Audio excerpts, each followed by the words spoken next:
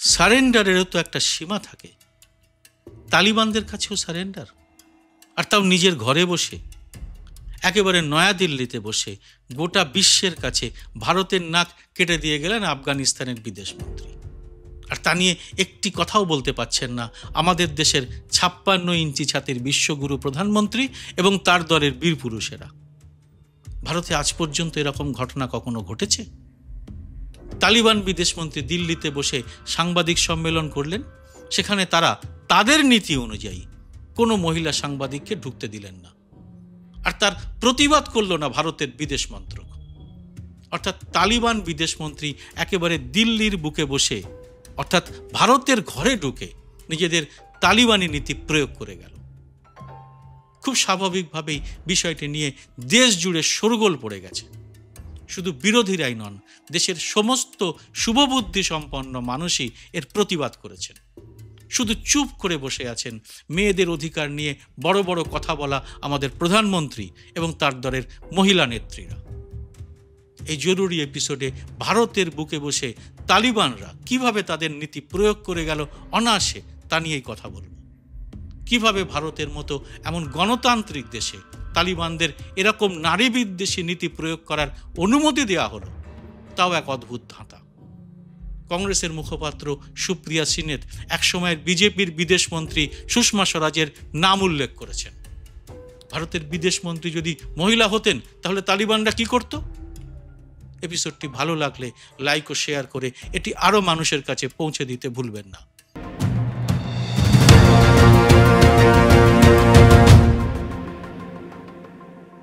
নমস্কার, সবাইকে স্বাগত। আমি সুব্রত বসু।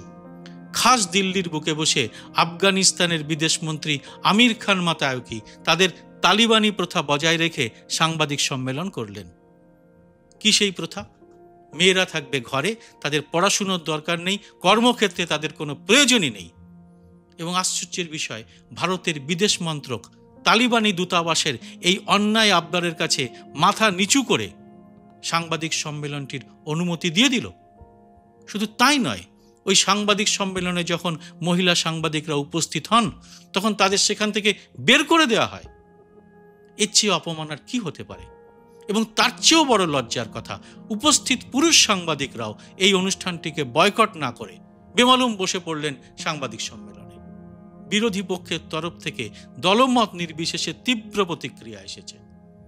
প্রতিক্রিয়া জানিয়েছেন বিশিষ্ট কয়েকজন সাংবাদিকও। कांग्रेस सुप्रिया सीनेत मने करिए दिएছেন একদা विदेश मंत्री सुषमा स्वराजेर कथाओ। तालिबान के विदेश मंत्री की प्रेस कॉन्फ्रेंस से भारत की जो महिला पत्रकार थी उनको निकाल दिया गया, उनको अटेंड नहीं करने दिया गया, उनको बैन कर दिया गया और भारत सरकार मूक दर्शक बनी हुई है। मतलब कितने कमजोर हैं आप मोदी जी, कितने कमजोर हैं आप जयशंकर जी कि आप इसके खिलाफ प्रतिकार नहीं कर रहे। ऐसा होने दिया गया और लानत है उन पुरुष पत्रकारों पर जो अपनी महिला साथियों के बैन होने पर भी उस पत्रकार वार्ता में बैठे रहे। क्या हो रहा है इस देश में?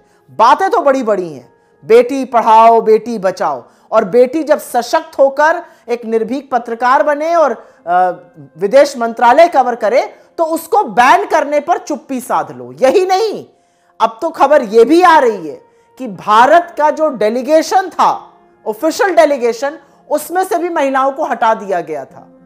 तालिबान की बातें हिंदुस्तान में क्यों मानी जा रही हैं? और एक बार सोचिए, अगर अभी विदेश मंत्री सुषमा स्वराज होती तो क्या ये मना कर देते उनसे बात करने के लिए? बेटियों की अस्मिता का इज्जत करना, सम्मान करना आपका दायित्व है मोदी जी, और अगर बेटियों के साथ कुछ गलत हो रहा है तो उस पर प्रतिकार करिए, हर बार की तरह मूक दर्शक मत बने रहिए। यह अलग बात है कि संघ और भाजपा महिला को दोयम दर्जे का नागरिक मानता है, लेकिन इस देश की होनहार बेटियां जो अपने दम पर विदेश मंत्रालय कवर करती हैं, इस मुकाम तक पहुंची हैं, उनको बैन कर देना कैसे सही माना जाएगा? और इस पर आपकी चुप्पी और भी निंदनीय है। বিরোধী দলনেতা রাহুল গান্ধী তো সরাসরি প্রধানমন্ত্রী মোদির কাছে প্রশ্ন ছুড়েছেন, মিস্টার মোদি, আপনি এত ভীতু কেন? প্রিয়ঙ্কা গান্ধী এই ঘটনা নিয়ে প্রথম প্রশ্নটি তোলেন মোদি সরকারের বিরুদ্ধে। তিনি বলেন, ভারতের মাটিতে ভারতের সম্মানিত নারী সাংবাদিকদের সঙ্গে এরকম আচরণ কিভাবে বরদাস্ত করা হলো? কংগ্রেসের সাংসদ কুমারী শৈলজা বলেন, দিল্লিতে আফগান বিদেশমন্ত্রীর আন্তর্জাতিক সাংবাদিক সম্মেলনে নারী সাংবাদিকদের প্রবেশের উপর নিষেধাজ্ঞা জারি করে গণতন্ত্র এবং মত প্রকাশের স্বাধীনতার উপর এক কলঙ্ক লেপে দেওয়া হয়েছে। আন্তর্জাতিক কন্যা দিবসের আগে এই সিদ্ধান্তই প্রমাণ করল বিজেপি সরকারের নারী শক্তি স্লোগান আসলে শুধু কথার খেলাপ। যখন নারী সাংবাদিকদের প্রশ্ন করতেই বাধা দেওয়া হয়, তখন দেশের অর্ধেক জনগোষ্ঠীর কণ্ঠস্বর কে শোনাবে? তৃণমূলের সাংসদ মহুয়া মৈত্র বলেছেন, ভারতের মাটিতে এমন ঘটনা ঘটাবার সাহস কেউ পেল কিভাবে? এই সাহস কি মোদী সরকারের কাছ থেকে এসেছে?